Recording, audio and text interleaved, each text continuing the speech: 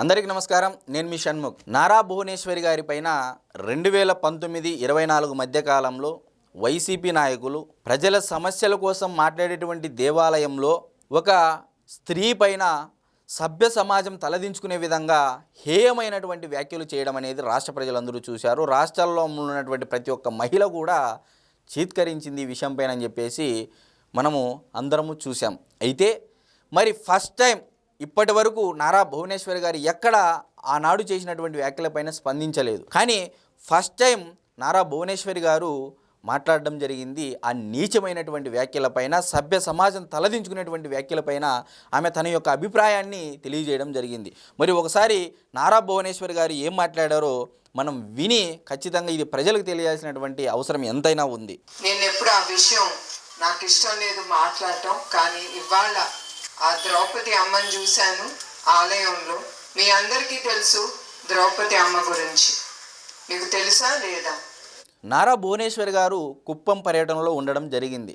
కుప్పం పర్యటనలో ఉన్నటువంటి నారా భువనేశ్వరి గారు పలు అభివృద్ధి కార్యక్రమాలకు శ్రీకారం చుడుతూ ప్రజలతో మమేకమవుతూ మరి ఆ కుప్పంలో ఉన్నటువంటి ఒక దేవాలయానికి వెళ్ళినటువంటి సందర్భంలో అక్కడ ద్రౌపది అమ్మవారిని చూడడం జరిగింది. ఆ ద్రౌపది అమ్మవారిని చూసిన తర్వాత గతంలో జరిగినటువంటి సంఘటనలను ఆమె ప్రజలకు వివరించడం జరిగింది. తన యొక్క అభిప్రాయాలను, తన యొక్క బాధను ప్రజలకు వ్యక్తపరచడం జరిగింది. మరి ఒకసారి ఏమని మాట్లాడారో కూడా మనం అందరం వినేటువంటి ప్రయత్నం చేద్దాం. అప్పుడు కౌరవులు ఏం చేశారు? ఆవిడి భర్తని అవమానించాలని సిగ్గు లేకుండా ఒక ఆర్దని, ద్రౌపది అమ్మని సభలోకి తీసుకొచ్చి ఆ అమ్మ చీర లాగారు. ఎందుకు? భర్తని కొట్టడానికి. వాళ్ళకి వేరే దారి దక్కలేదు. విన్నారు కదండి. ఆనాడు కౌరవ సభలో పంచ పాండవులను అవమానించడానికి వేరే దారి లేక, వ్యక్తిత్వ హననం చేయడానికి వేరే దారి లేక ఒక మహిళను అడ్డపెట్టుకొని, ఒక ఆడదానిని అడ్డం పెట్టుకొని ఆనాడు కౌరవ సభలో అవమానించడం జరిగినటువంటి సంఘటనను నారా భువనేశ్వరి గారు ప్రజలకు అర్థమయ్యే విధంగా చెప్పడం జరిగింది. మరి అంటే ఆ పంచ పాండవులను వ్యక్తిత్వ హననం చేయలేనటువంటి పరిస్థితుల్లో మహిళను ఉపయోగించుకొని వారి యొక్క క్యారెక్టర్ హెరాజినేషన్ ఆనాడు జరిగింది అనేది గుర్తుకు చేస్తూ, మరి ఎందుకు ఆ విధంగా జరిగింది అంటే వాళ్ళని డైరెక్ట్గా ఎదుర్కొనలేక, మరి ఇదే తరహాలో నారా భువనేశ్వరి గారు చెప్తూ నా భర్తను అవమానించడానికి నన్ను వాడుకోవడం జరిగింది.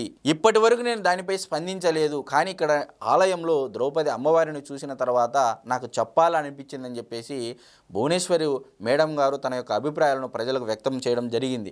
మరి ఇంకా ఏమని మాట్లాడారో విందాం. దక్కింది వారికి.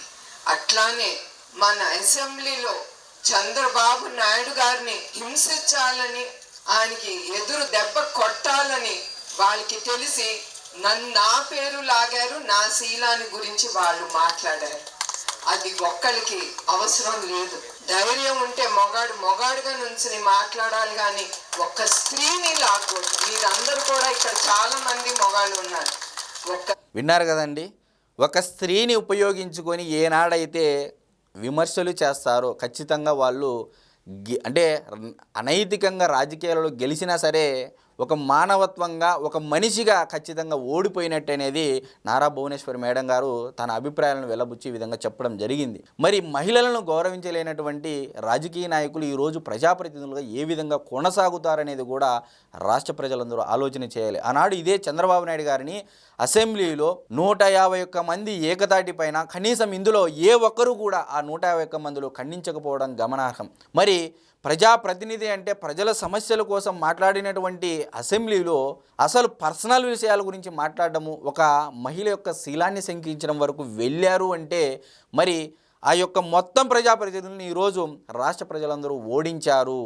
మరి చూసారా, ఒక మహిళ యొక్క శీలాన్ని శంకిస్తే ఆనాడు కౌరవులు ఏ విధంగా పతనమయ్యారో, రూపురేఖలు లేకోకుండా, రూపునామాలు లేకుండా ఏ విధంగా అయ్యారో, ఈరోజు అదే వైఎస్ఆర్సీపీ పార్టీలో ఉన్నటువంటి 151 మందిలో 5 అనే సంఖ్యటువంటి పీకేసి 11 మందిని కూర్చోబెట్టడం జరిగింది అదే రాష్ట్ర ప్రజలు.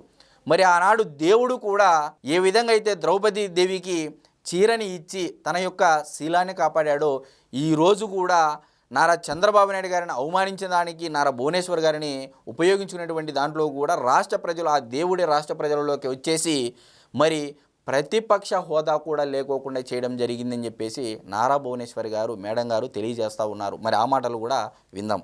ఒక స్త్రీ గురించి మీకు మాట్లాడే హక్కు ఎవరికి లేదు ఇక్కడ.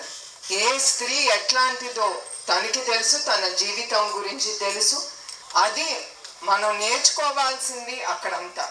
అది అన్నీ అయిన తర్వాత ద్రౌపదికి కృష్ణుడే దిగి వచ్చి ఆవిడికి సహాయం అందించారు. ఆనాడు కౌరవ సభలో సాక్షాత్తు ఆ శ్రీకృష్ణ భగవానుడు ద్రౌపదీదేవికి సహాయం చేసినటువంటి విధంగా నేడు ప్రజలే నారా వారి కుటుంబానికి దేవుడి రూపంలో వచ్చి సహాయం చేశారని చెప్పేసి తెలియజేస్తూ ఉన్నారు. అట్లా ప్రజల్లో దేవుడు వచ్చి అట్లా చంద్రబాబు నాయుడు గారికి కానీ ఆయన కుటుంబం కానీ ప్రజల్లే దేవుళ్ళుగా మా కుటుంబంకి నిలుచున్నారు. అది నేను ఎప్పుడూ మర్చిపోను. ప్రతి సందర్భంలో మా కుటుంబంలో చాలా జరిగినాయి మా జీవితాలు. ఇప్పుడే అన్నారు తిరుమలలో ఆ బాంబులు పెట్టి నక్సలైట్లు కానీ ఇప్పుడు కూడా మా కుటుంబం హిట్ లిస్ట్లో ఉన్నా కూడా ఇట్లాంటి అవమానాలు చాలా.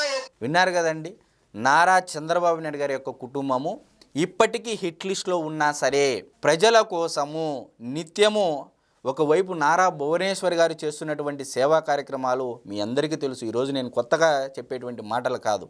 మరి ఎడ్యుకేషన్ కానీ, వైద్యం కానీ, స్కిల్ డెవలప్మెంట్ కానీ, ఆర్థిక సహాయాలు కానీ ఏ విధంగా చూసుకున్నా మహిళలకుతో పాటు కుప్పం నియోజకవర్గంలో ఉన్నటువంటి ప్రజలను చూసుకుంటూ, అదేవిధంగా మంగళగిరి చేనేత వాళ్ళకు సంబంధించి కూడా మేడం గారు స్కిల్ డెవలప్మెంట్ ద్వారా ఎంతోమందికి ఉపాధి కల్పిస్తూ ఉన్నారు.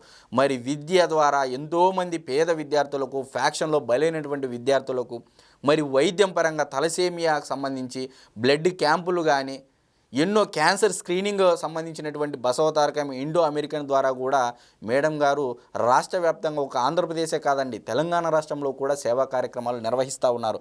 మరి తెలంగాణ రాష్ట్రంలో పార్టీ అధికారంలో లేదు, దాదాపు 20 సంవత్సరాల పాటు లేదు. కానీ పార్టీలకు అతీతంగా ఆ నందమూరి తారక రామారావు గారి యొక్క పేరును స్మరించుకోవాలి ప్రజలు. మరి ఆయన పేరు మీదుగానే తన యొక్క కూతురైనటువంటి నారా భువనేశ్వరి మేడం గారు ఈ విధంగా సేవా కార్యక్రమాలు చేస్తూ ఉంటే రాజకీయాలలో లేనటువంటి ఒక స్త్రీని తీసుకొని వచ్చి, ఒక మహిళని తీసుకొని వచ్చి రాజకీయాలు చేయడం అనేది తగదు అని చెప్పేసి చెప్పడం జరిగింది. కాబట్టి ఇంకా ఎవరైనా సరే ఆ యొక్క నీచమైనటువంటి భాష కానీ, మహిళల పైన బూతులు మాట్లాడేటువంటి వారు ఇంకైనా మారాలి అని చెప్పేసి నేను కూడా దేవదేవుని కోరుకుంటూ అందరికీ నమస్కారం.